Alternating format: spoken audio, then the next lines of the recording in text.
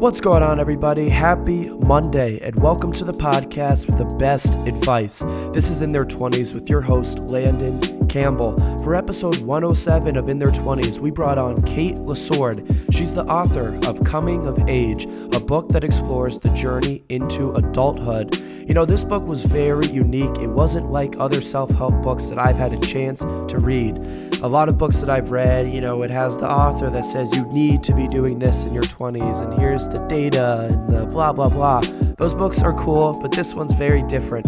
In order to create Coming of Age, Cate interviewed thousands of 20-somethings and 30-somethings to talk about their experiences breaking into adulthood, the things that are not usually covered in other self-help books. A big focus of this book is navigating work and personal relationships in your 20s. It's an amazing book. I always enjoy and love having authors on this show.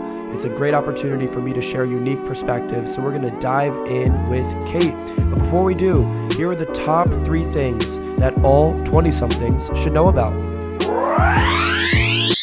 All right, for the first point on our list, let's be real about Be Real. If you're not familiar with Be Real, this is a new consumer social app founded in January of 2020 in France. It's a photo sharing app for your iPhone and Android that every single day at a random time that varies by country, the app sends out a push notification that says time to be real, and users have 2 minutes to take their photos. The photos are captured on both the front camera and the back camera. There's no editing, there's no effects that you can add to the photos.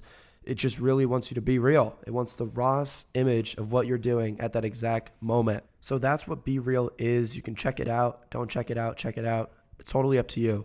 But I want to dive into the numbers real quick because that's all I care about. In a new article released this week by The Verge, it was estimated that Be Real has been downloaded over 29 million times. That's a lot of times for a new consumer social app. So Be Real is really breaking out. They've been around, of course, for 2 years, but I feel like in the past few months, everybody's hopping on Be Real. I see more Be Real memes coming out on Twitter. A lot of people are talking about this. And if you guys remember, back in May, they closed a round of funding led by Andreessen Horowitz to bring their valuation over $600 million. That's what was estimated. I have a lot of questions about Be Real. I'm curious about how they're going to monetize, and are we going to start to see a bunch of ads on this? And then also, my other set of questions, isn't this just something that other social media apps can easily replicate?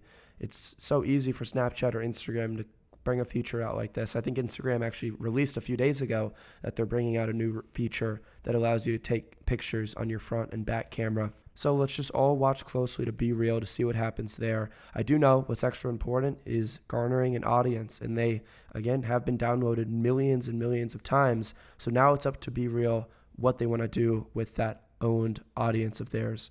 Next point on our list, Faze Clan, the popular esports group, goes public on the stock market through a SPAC deal. They will trade on the NASDAQ under the ticker symbol Faze, F-A-Z-E. The company reaches more than 500 million followers with a variety of entertainment, video blogs, lifestyle, and gaming highlights, and live streaming. I just really think this is super significant news. This is a landmark event for not only gaming culture, but also Gen Z. Faze Clan is now the first Gen Z native brand to go public. And this is a trend that we're going to continue to see that I am extra excited about. Content creators becoming full-scale media companies. Look at the Pauls, Mr. Beast, so many more examples where you're able to build this strong community, build this strong audience, and diversify in such a natural way with so many different products. It's a special time for the creator economy. Faze Clan's gaming division includes 11 competitive esports teams that have won over 30 world championships. So congratulations to the team at Faze. This is a super big accomplishment. Okay, now for the last point on our list here. Netflix lost fewer subscribers than expected, so congrats, but also, they were expected to lose 2 million last quarter, but they lost about 1 million subscribers during the second quarter. And they also announced that they are unveiling a lower-cost ad-supported tier in early 2023, but not all of its content will be included in that package, which is pretty unfortunate. If we look at some potential reasons for why Netflix still lost 1 million subscribers, that includes increase in prices, strict lockdown on password sharing, they've lost a lot of their original IP, and just a general post-COVID slump. A lot of people are outside. It's summertime, inflation as well. People are starting to crack down on what they're spending, and Netflix just doesn't seem to be a major thing that people want to continue to pay for. So if they want to come back as the top streaming platform and beat out the HBOs, the Amazons, these other platforms, Netflix is going to need better content. They can't just continue to bank on Stranger Things and a few of these other programs. They need more. They need more original content that can really be the face of Netflix. So those are my top 3 things that all 20-somethings should know about. All right, everybody, we're going to jump right in with Cate LeSourd to talk about her best advice for people in their 20s. But before we do, if you're looking to add fun and functionality to your water bottles, check out Char Charms water bottle accessories at charcharms.com. That's CHARCHARMS.com. They were founded and created by in their 20s listener and good friend of mine, Charlotte Treycarden. I love her products. Make sure to check them out and tell her that I sent you. And finally, on August 10th, we are launching a new segment of In Their 20s called New Kids on the Block. The focus will be on Gen Z founders. If you have a Gen Z founder in mind that would be perfect for the show, make sure to reach out to me on Twitter, Instagram, wherever. The metaverse, I don't care. All right, let's dive in with Cate.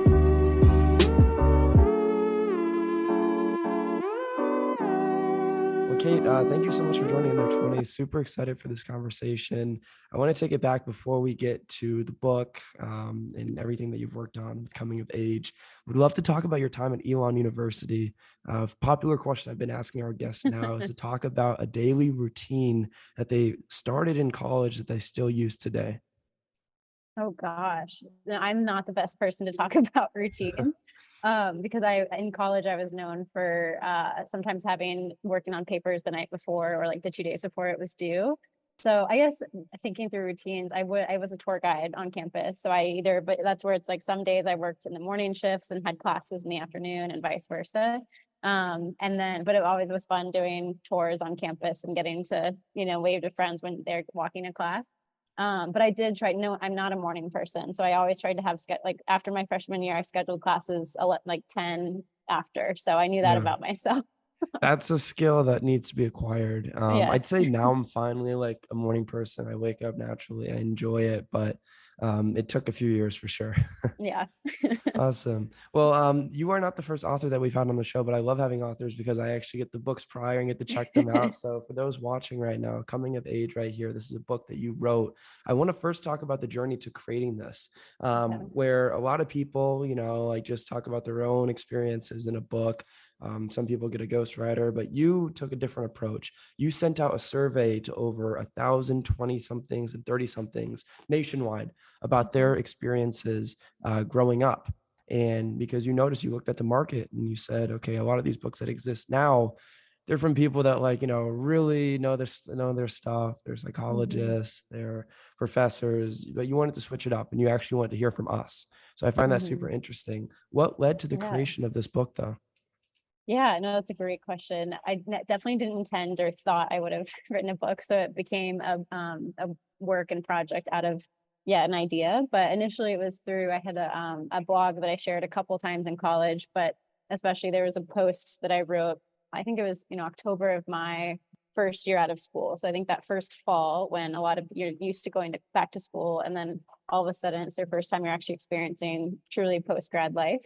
And so I started to realize like, this is hard, whether it's setting up your own internet or, getting your apartment, figuring out health insurance for the first time, all these things about life, in addition to then actually working and figuring out these new rhythms and building your career and entering the workforce as truly the lowest on the totem pole. So and your friends are all in different places. There's so much that happens. And so I knew I was struggling. And so I wrote a blog post that was titled Post-Grad, What They Don't Tell You. And I just shared it on my Facebook, TikTok wasn't around like those things, but I just shared it once and it got over 2,500 views. And so I knew wow, this really resonated with people. So that, that was October. Then fast forward to January of 2016, I was up late and I have all my best ideas at night, and just was thinking, and I'm like, well, if that, like, what if this was more than a blog? What if it should be a book? Because Mhm. you never see books of someone who's going through it. It's like these experts, these The really well, triumphant stories. yeah, Yeah. exactly. Like they're telling their story, they're telling their secrets, their success tips. And so I kind of thought, like, what if I turn it on the head? And I joke of it's almost like the anti-how-to book. Like, I am not trying to say this is how you should live. If anything, I'm saying here's how here's my experience, here's a lot of others' experiences. But know that you're not alone in it. So that's where I wanted to get that collective voice of people going through it, and thought there was an opportunity there to really highlight that, so that there can be more discussions about your 20s and how like difficult and tumultuous they are. Yes, and that's a common thing that I kind of have issues with in the self-help books. Like it kind of Hmm. preaches that there's one singular path to live in life. If you want to do this, you have to do Hmm. this. You need to hang around these people. You need to do this. You have to do this. And I'm giving a TED talk if you haven't seen, like, next month, and I speak a lot Yeah. about that people Hmm. have the 20s completely wrong. So I love that you actually reached out to us, people Hmm. who, maybe were going through things and didn't have everything so clear, Hmm. especially during the pandemic. I mean, that's something that I want to talk Hmm. about now, because one of the first sections of this book is about adjusting to this new adult world, which, it's easier to do it when you're in college and, like, you're surrounded by people who are also new, to being away from home and stuff. But it's a whole Hmm. nother world, graduating college, being put out into the world, but then add to that what we had to deal with, class of 2020, like myself, dealing with the Hmm. pandemic. So, what are some key points in that section, which is titled Adjusting to the Adult World, that you want to share with our listeners today? Yeah, no, I think especially for anyone who has graduated 2020 and since, it is a unique, I think, and even more challenges, because you're not able to, like, even for me, I was able to have a cohort of 20 people that were all new to the city of Chicago, that were, just had graduated. So even though I was brand new and didn't have any friends and didn't know what I was doing, I was able to have that within my workplace, and then, began to seek out other ways to build a community. But I think, yeah, for anyone who not only graduated in the pandemic or even figured out how to then get a job, or what the world was like with the instability of jobs, the marketplace, and even right now what we're seeing just across a lot of tech industries and various just uncertainties with the macro level economy. And so I think it's a very scary time, and I think that it's okay to also, in the midst of that, grieve what life change just happened, right? So Yeah.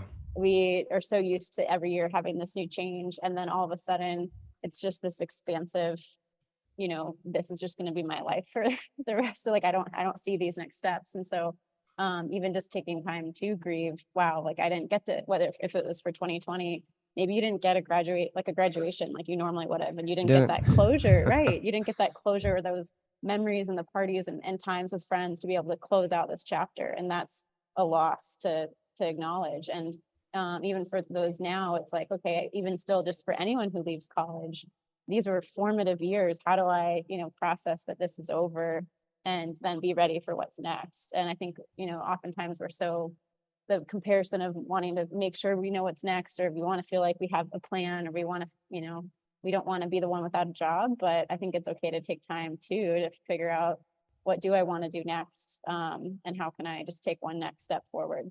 I love that. It's very powerful. And I think there's also comfort in the fact that we're all figuring this out together. Hmm. Um, I may feel lost. You may feel lost. People, individuals might feel very lost during these very difficult times, where not only do we have to deal with the pandemic, but there's economic uncertainty, a lot of these other things that you mentioned, but we're Hmm. all going through it together. Yeah. And I don't trust people that act like they have everything figured out, because I certainly do not have everything figured out. No one has everything figured out, but there's Yeah, comfort in that because we're all figuring it out together. exactly. So the next section I want to talk about, and I really want to be a major part of today's interview, because I still have many questions about this: navigating work and relationships in your Mm-hmm. 20s. Mm-hmm. I'd love to, hear about some insights that you learned during this section, but specifically something that I really want to dive deep into, just so you can know. You have a section within this chapter, or a chapter within this section, called Rebuilding Community. Another thing that's Mm-hmm. very easy to do while you're in college, it's easy to join an organization, meet people who have shared interests, values, and overall just build your community. But how do you do that when you graduate? So how do you rebuild your community after graduation? And again, what were some important insights that you learned in this overall section? Yeah, no, definitely. I think we're in school and have, whether it's academic or extracurricular activities, sports, there's all these ways that we meet our peers and develop friendships through both proximity and just, natural being surrounded by people our age. And so then when we graduate, depending on what kind of work someone goes into, there were people that I mentioned in the book that worked in environments where they were 30, 40 years younger than their colleagues. Mm-hmm. And so while they might be great colleagues, that's probably not someone you want to spend time on the weekends with. And so, and some people might move to a city without knowing anyone, and some might have some, college or high school friends to reconnect with. But I think, yeah, being able to find things that you enjoy. And I was talking about this the other day of like reconnecting with hobbies, because as adults, I feel like it's hard to know, like, what do I enjoy doing outside of work? And while work is important, I think, again, the pandemic kind of revealed that it can't be the only thing in our lives, and it shouldn't be an ultimate thing. And so being able to have things that also, one, either get you out of your apartment, or also just that you can look forward to, that also are a part of you. And so your job identity, your job title, that's not the only thing that defines you. So being able to know, like, oh, I really enjoy volleyball, like I'm going to join a rec volleyball league. Or I had friends really get into ceramics and started to, or building wonderful, beautiful pieces of pottery. And just being able to reconnect with what are things I enjoy doing, and either doing it on your own or finding people to do it with. But those are also great ways to build that community. And so I know, in Chicago, there's a variety of organizations too, but there's great volunteer opportunities. I think that's another way to get plugged into both like the different needs within a city, and also meet people on the way too who have similar values or wanting to get plugged into, whether it's after school tutoring or just all sorts of organizations. And then, just based on different interests, being able to put yourself out there, it definitely isn't easy. And I think we're so used to it in a school setting of it being done for us. And so for the first time, we're really having to go out, and you have to put yourself in a situation where you may not know a single person, and, put out your hand and say, hi, I'm Cate, and just introduce yourself. And that's where friendships are formed. And so I told this story in the book about, I was training for the Chicago Marathon years ago, and it was a friend a friend of a friend that joined our like training group. And so then that day he was like, come my birthday, Charlie. And so I was like, I don't think I'm going to know anyone that well, but okay. And, it's just funny. He and I laugh on that story now because we're still good friends. And so being willing to say yes and put yourself out there. And again, know that most people also are looking for friendships, especially if they're in this new phase as well. Like, don't be afraid to be the first person to reach out. Totally. You read my mind, because I love the point that you made there, where in college, it's easier. I mean, we have a lot of these, situations put together for us. We're able to meet people, but it's more difficult, when you're becoming an adult and you have to join these clubs or these organizations and find like-minded people, or, find a diverse group of people as well. But that's work that you have to put in order to rebuild your community in your 20s, 30s, etc. And I love your thoughts on, your identity as well. Like this being the time to build your foundation, trying a lot of hobbies, trying a lot of interests. You shouldn't lose those necessarily. Of course, it's going to be difficult, more and more difficult as you get older to continue, doing the same hobbies and stuff when you have a family and work gets more intense, which is why it's important to start now with like just getting in the right mindset of trying new things, not getting too comfortable doing the same thing for a long time, being open to trying new hobbies, etc. If you have that mindset throughout, I mean, you can really hold on to a lot of aspects of that. So that's powerful. So the final point I want to discuss in the book is living your own story. What are some important things that you learned while writing this?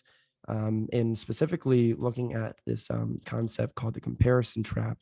I'd love for you to speak on that a little bit.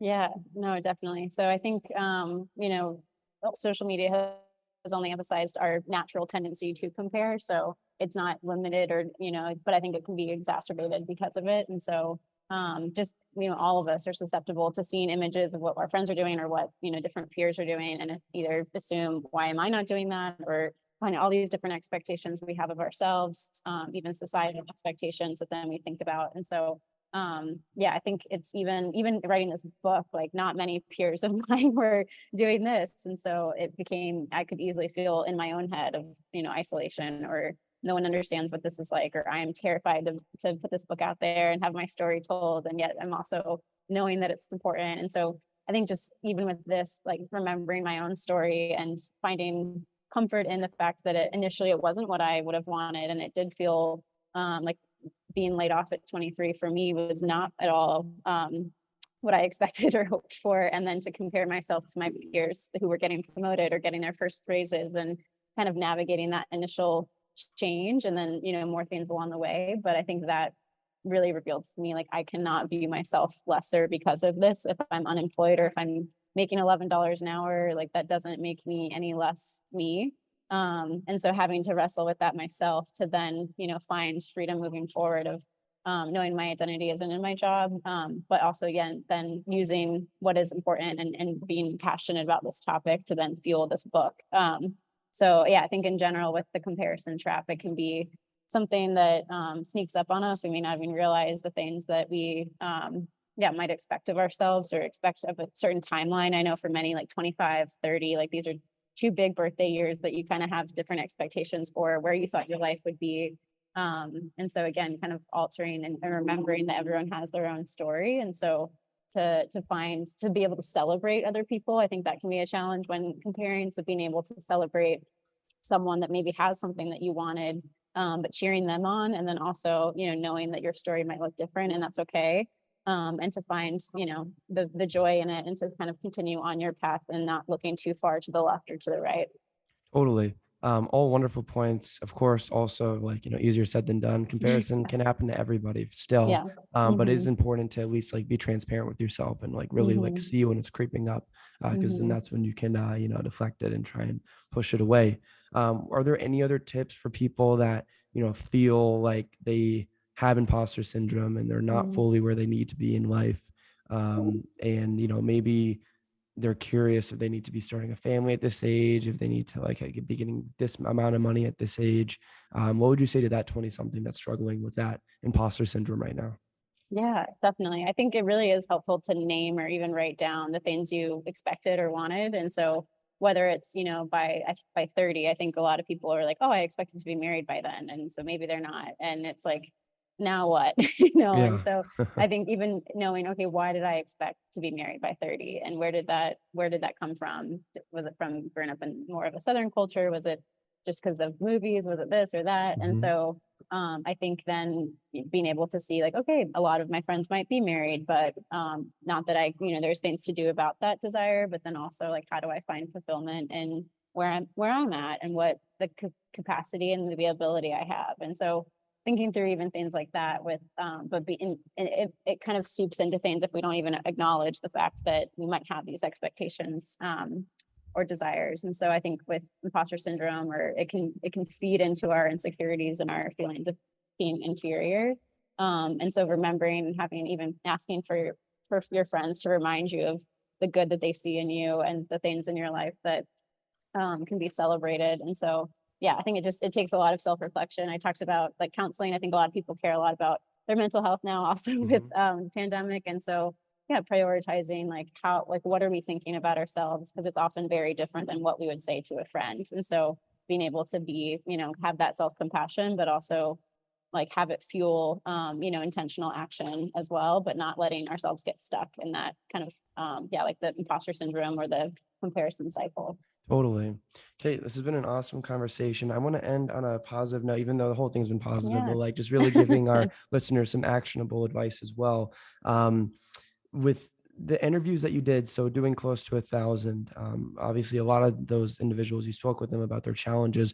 On the other side of it, though, what were some positive qualities that any of your interview subjects had? People who were living, I guess, like they were happy with where they were in their 20s. Definitely. Yeah. I think for one, many people are not used to having their evenings free. And so, or even their weekends, because ideally, work doesn't seep into like the homework time that we were used Hmm. to from students.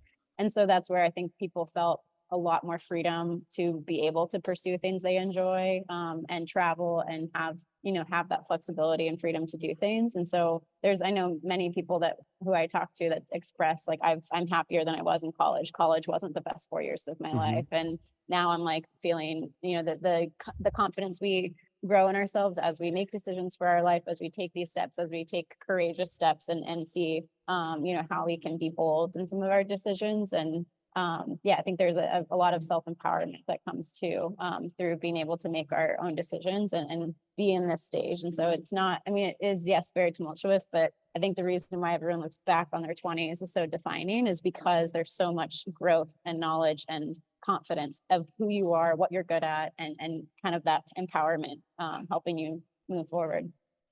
I think that's wonderful advice. Really, really important. Kate, thank you so much for Mhm. joining In Their 20s. I cannot wait to share this. I learned a Yes. lot during our discussion. It just means a lot to see someone also in Chicago that's killing it, doing amazing things and trying to help 20s at somethings like me. So Yeah. thank you so much. No, thank you, Landon.